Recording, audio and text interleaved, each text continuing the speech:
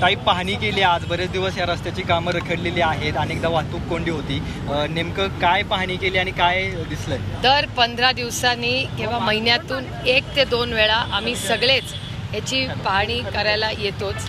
या भागात निमेश बाबरांनी अनेक महिने आणि वर्ष त्यांचा एक संघर्ष इथे चाललेला आहे। अनेक वेळा त्यांनी आंदोलनही केली आहे, कारण का त्यांना एक डिझाईन फॉल्ट हा सातत्याने ह्याच्यात दिसतोय आणि गेले वर्ष दीड वर्ष ते सरकारला विनंती करतात की हे डिझाईन बदला, पण सरकार आता त्या टेक्निकलमध्ये अडकली आहे, त्याच्यामुळे डिझाईन सरकारला बदलता येणार नाही। पण त्यांचं असं सरकारला म्हणणं आहे की हा ब्रिज पूर्ण होऊन इथला ट्रॅफिकचा प्रश्न सुटत नाही आहे, त्याच्यामुळे ह्याच्यात ते अडकलेलं होतं। पण आता असा निर्णय झालेला आहे की जे ठरलं आहे ते पूर्ण करूया आणि सोल्युशन्स बघूया की अजून पुढे जाऊन ते सगळं, नाही तर ब्रिजवर नाही याल पण पुढे पूर्ण वाहतूक कोंडी होईल।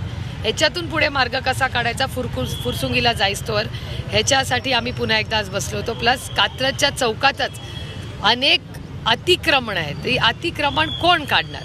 आता ती कुणाची आहेत काय आहेत हे महत्त्वाचं नाही आहे, कुणाचंही अतिक्रमण असेल आणि त्याच्यामुळे सर्वसामान्य पुणेकरांना त्रास होत असेल तर त्या अतिक्रमण जे तिथे चौकात आहे ते काढलं पाहिजे, अशी स्थानिक नागरिकांची भूमिका आहे आणि त्याच्यावर प्रशासन काहीच ॲक्शन घेत नाही आहे। मागच्याही आठवड्यात आम्ही पुणे म्युनिसिपल कॉर्पोरेशनला जेव्हा गेलो होतो तेव्हा ह्याची चर्चा झाली होती, पण 15 दिवस झाले पुणे म्युनिसिपल कॉर्पोरेशनमधून हे अतिक्रमण जे काढायची विनंती नागरिक करत आहेत त्याच्यावर कुठलंही ॲक्शन झालेली नाही, हे दुर्दैव आहे आणि त्याच्यामुळे सर्वसामान्य मायबाप पुणेकर हा ट्रॅफिकमध्ये टोटली भरडला जातो। ताई, खरं तर पालिकेत प्रशासन आज आहे, पण जिल्ह्याला पालकमंत्री आहेत, ते पहिली आठवड्याला मीटिंग घ्यायची, हल्ली घेतच नाहीत, काय होतंय काय नाही? हा प्रश्न तुम्ही सरकारला विचारायला पाहिजे, मला कसं सांगणार? मी माझं काम निष्ठेने करतो। पण तुम्ही काम मागताय तर तुमचा निधी अडवून ठेवला जातो, मग कामं होणार कशी? आम्ही अमोलदादांनी मी माननीय पालकमंत्री आणि मुख्यमंत्र्यांना पत्र लिहिलेली आहेत। आम्हाला जो विकास निधी आहे, जो आमच्या विकासासाठी नाही आहे, सर्वसामान्य मायबाप जनतेसाठी आहे, तो आम्हाला मिळत नाही। तो आम्ही पत्रही लिहून विनंती वारंवार केलेली आहे की तो निधी जो आमच्या हक्काचा आहे, मतदारसंघाचा आहे, तो द्या।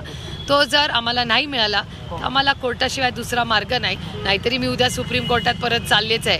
त्यामुळे कोर्टात गेल्याशिवाय या राज्यात न्याय मिळत नाही, असा आमचा 1.5-2 वर्षांचा अनुभव झालेला। दुसरं असं भुजबळ काल आरोप करतात बारामतीत जाऊन सभेत साहेबांवरती की मराठा आंदोलन विषय, आणि आज तेच भुजबळ साहेबांना जाऊन भेटतात, काय भुजबळ साहेबांना भेटायला गेले? आता माहिती नाही, मी तुमच्याचकडून ऐकते। नेमकं चाललंय काय भुजबळांचं? आता हा प्रश्नाचं उत्तर मला कसं येणार? एक तर मी पुण्यात आहे, साहेब मुंबईत आहेत आणि मला माझ्या माहितीप्रमाणे ते काय चव्हाण सेंटरला जाणार नव्हते आणि ते सिल्वर ओकलाच असतील असं मला वाटतं। हां, कारण का आज त्यांनी काय चव्हाण सेंटरला वेळा दिल्या नव्हत्या, त्याच्यामुळे हे काय नवीन डेव्हलपमेंट याची मला काही माहिती नाही, मी माहिती काढून आपल्याला सांगितलं।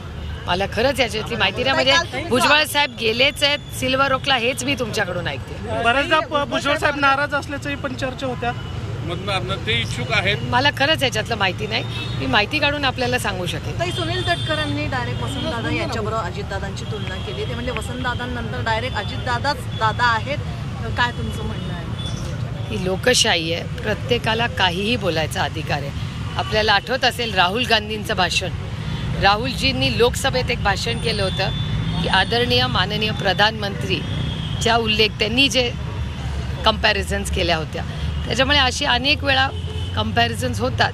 आता ही लोकशाही आहे, प्रत्येकाला काही बोलायचा अधिकार। ताई, भुजबळ साहेब गेल्या अनेक दिवसांपासून ओबीसी आरक्षणाच्या संदर्भात नाराज आहेत अशी चर्चा आहे, विशेषतः लोकसभा निवडणूक छगन भुजबळ लढवतील अशी चर्चा होती, मात्र त्यांना उमेदवारीच मिळाली नाही। छगन भुजबळ यांनी ती जाहीर सभेतून सुद्धा नाराजी आपली बोलून दाखवलेली होती। जर कदाचित छगन भुजबळांची नाराजी असेल आणि ते परत पक्षामध्ये येण्यासाठी इच्छुक असतील तर तुम्ही पक्षाचे राष्ट्रीय कार्यकारी अध्यक्ष आहात, तुम्हाला वाटतं भुजबळांचा निर्णय योग्य ठरेल?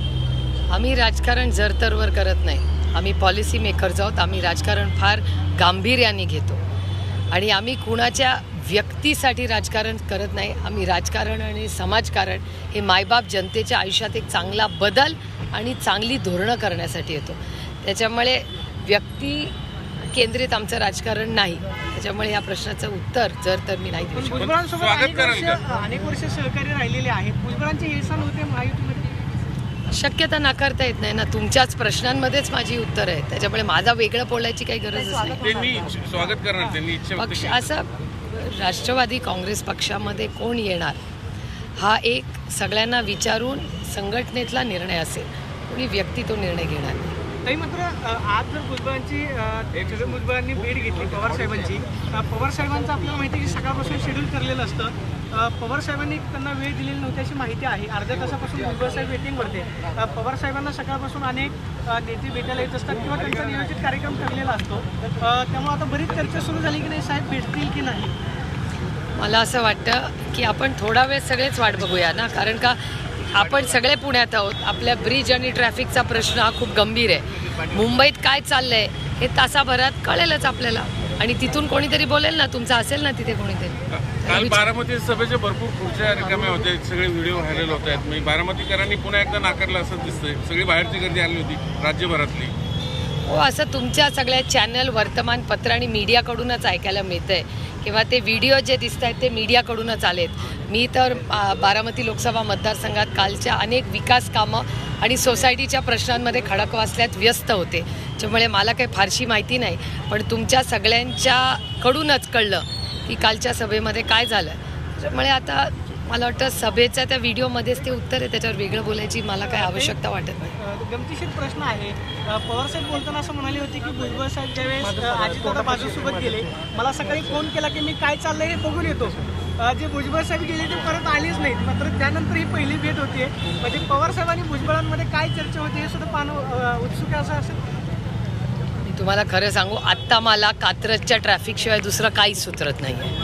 मला तो प्रश्न आधी सोडवायचा आहे. आणि योगायोगाने तो पण कात्रजचाच चौक आहे. मी चौक म्हणले, मी घाट नाही म्हणले. चला, थँक्यू.